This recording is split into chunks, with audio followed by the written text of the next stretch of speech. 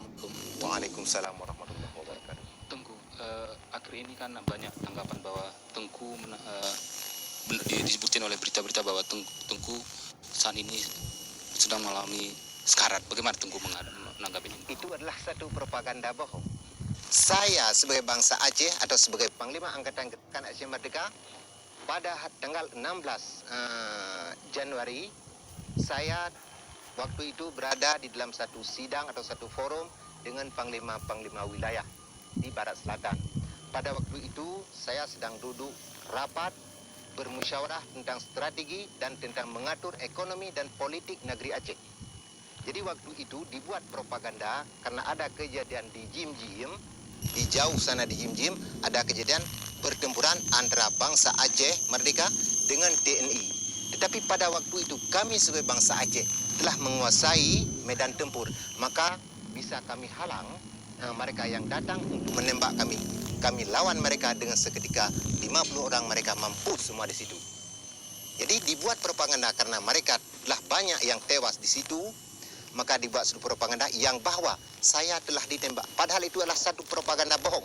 Saya sekarang insya Allah masih dipelihara oleh Allah Subhanahu Wa Taala. Masih ada dalam lindungan Allah. Saya sehat walafiat. Kondisi Tengku yang sebenarnya bisa Tengku ceritakan? Bisa.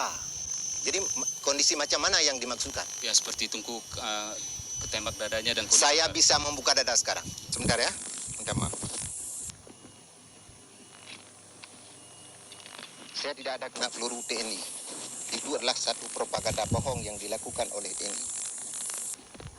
Sebentar ya. Coba lihat. Dada saya bersih. Tidak ada bekas peluru. Lihat. Pas kan? Nah, saya sehat. Tidak ada apa-apa. Karena peluru yang dibuat oleh TNI tidak bisa memautkan manusia kalau Allah tidak mengizinkan. Itulah. Tapi memang ini posisi TNI untuk memojokkan Tengku. Itulah propaganda bohong, tidak apa-apa bagi kami Aceh Merdeka. Kami tidak takut. Apapun yang dibuat propaganda oleh TNI, kami tidak terpengaruh. Tengku, mengapa sampai berkembang berita itu? Itu adalah kebiasaan yang dilakukan propaganda oleh TNI untuk melemahkan semangat perjuangan Aceh Merdeka dan kepada orang-orang yang simpatisan untuk membantu perjuangan Aceh Merdeka sahabat kami di luar negeri. Tapi itu semua mereka tidak mungkin dipercaya. Karena apa yang dipropagandakan oleh Jawa itu adalah semua propaganda bohong. Saya sekarang dalam keadaan sehat walafiat dan segar bugar. Dan tidak ada lemah, bagaimanapun caranya kami tidak ada sifat kelemahan untuk melawan imperialis kolonialis Jawa.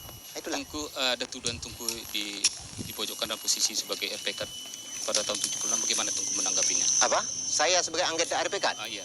Itu tidak benar. Saya tidak ada urusan apapun dengan namanya Indonesia. Lahir dari ibu bapak saya menerima pendidikan Aceh. Dan saya tidak ada urusan apapun dengan namanya Indonesia. Semasa kecil saya paling bermusuhan dengan namanya TNI. Sehingga waktu kecil saya dibuat latihan oleh ayah saya sebagai ilmu pedang, ilmu silat. Untuk apa? Diwasiat kepada saya, jangan menerima jajahan imperialis kolonialis Jawa. Sehingga waktu saya 23 tahun, saya memasuki Aceh Merdeka. Langsung menerima wasiat dari nenek moyang saya, dari ayah saya, dan saya ikut di bawah pimpinan Al-Mukarram Maulana Al-Mudabbir Dr. Tengku Syah Hasan Muhammad Idiro. Itulah. Tengku, apakah benar agam dalam saat ini dalam kondisi terjepit? Tidak. Aceh Merdeka tidak pernah terjepit, tetapi yang terjepit adalah rakyat Aceh. Itu yang kami sesali dan kami sayangi. Karena kenapa? Setiap hari bangsa kami ditindak, disiksa, diperkosa, dibantai, dicuri, dikuras harta kami setiap hari. Coba lihat di jalan-jalan raya. Apakah di jalan Takingon ini dan di jalan-jalan Pidi, Aceh Barat, Aceh Selatan, Aceh Timur, sampai ke Medan sana. Setiap hari bangsa kami dibantai. Dan kami paling sedih lagi karena dibunuh Tengku Nasruddin Daud. Itu adalah guru kami bangsa Aceh. Orang yang kami kasihi, orang yang kami sayangi. Mereka telah membunuh. Yang pertama dibunuh Tengku Bantakia. Yang kedua dibunuh Tengku Nasruddin Daud. Itulah satu perbuatan biadab yang dilakukan atas bangsa Aceh. Tengku, jika Asentiro sebagai wali Nanggro diangkat sebagai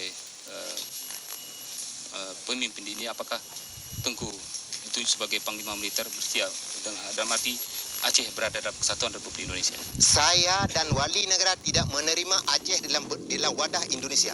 Negeri Aceh adalah hak berdaulat untuk bangsa Aceh, tidak ada hak berdaulat untuk bangsa lain. tentang mengatur negeri Aceh tidak ada hak bagi orang Indonesia Jawa, hanya hak bagi bangsa kami Aceh. Kami ada 7 hak.